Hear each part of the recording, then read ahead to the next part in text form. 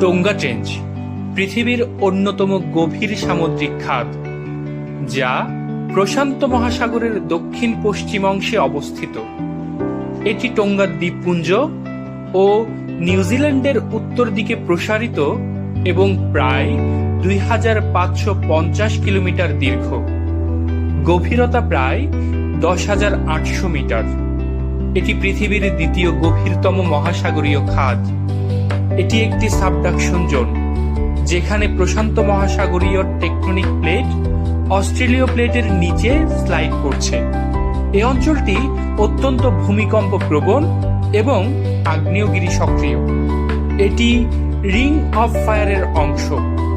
তোঙ্গা trench জীববৈচিত্র্য, গভীর সমুদ্রের পরিবেশ ও ভূতাত্ত্বিক গতিশীলতা নিয়ে গবেষণার জন্য গুরুত্বপূর্ণ একটি স্থান।